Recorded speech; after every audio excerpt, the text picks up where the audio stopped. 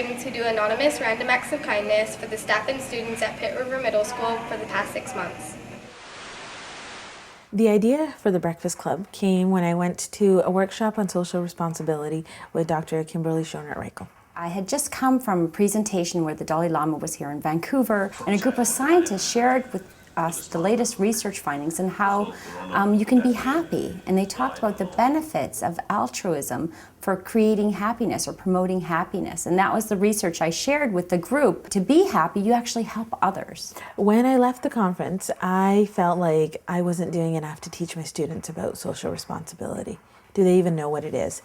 I went back to the classroom, we talked about what social responsibility is, how we as a class could make a difference, make the world a happier place. Usually when you learn about social responsibility and interacting with people at school, you never really do anything, but we did. This school in Coquitlam was a middle school, had encountered numerous problems. It was in a lower economic area, as well as had been characterized as a school in which there was a lot of bullying occurring, a lot of aggression. So they were encountering on a daily basis adversity in their life, both in their neighborhoods as well as in the school community. But I also want to mention something about this early adolescence period. What we know from early adolescence, it's a stressful transitional time. It's a stress pile-up, many changes occur.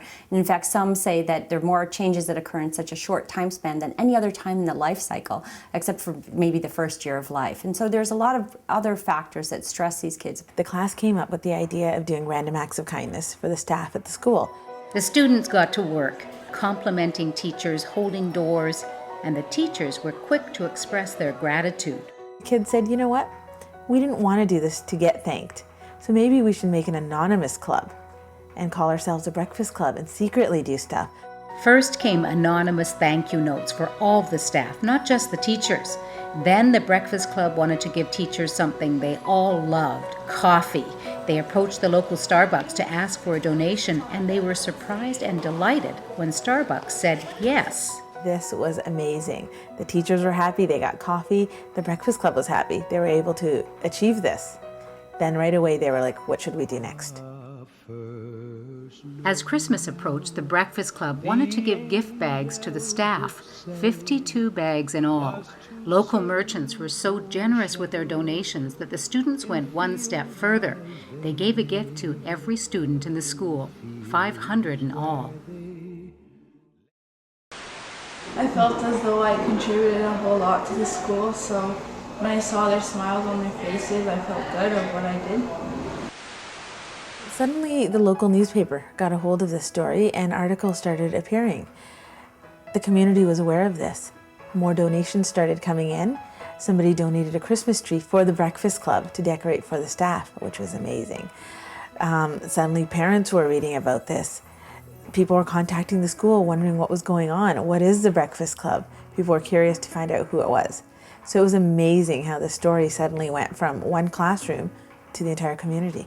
What really illustrates is the dynamic nature of resiliency. Resilience is not static. It's not within the child, or it's not something in the environment that just sprinkles on nutrients to them, but it's really about the dynamic interplay. And I always think about 8th graders and think about typically, 13, 14-year-olds. How do we portray them in the media? How do we typically describe them? Self-centered, egocentric, troublemakers, and think about how this one instance changed the whole perception of a community, really about how they perceived what our 8th graders like. Now, instead of 8th graders being the kids who we can't let in our store because they're going to for sure steal something, they're now, oh, those are kids that might be part of the Breakfast Club.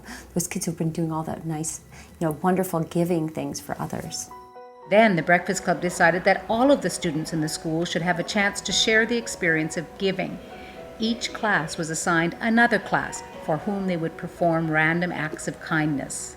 It was amazing to see other kids talk about it and be so secretive and, what they were able to accomplish. So at one point we had the entire school doing random acts of kindness for the entire school. This whole idea of what happened with this giving and caring and It really focused on one key dimension of resiliency, which is about relationships. Relationships is the core. They had better relationships with the teachers in the school, with the secretaries, with the custodian, but they also had better relationships amongst each other. But then I also asked them, what about your relationship with your parents? What happened there?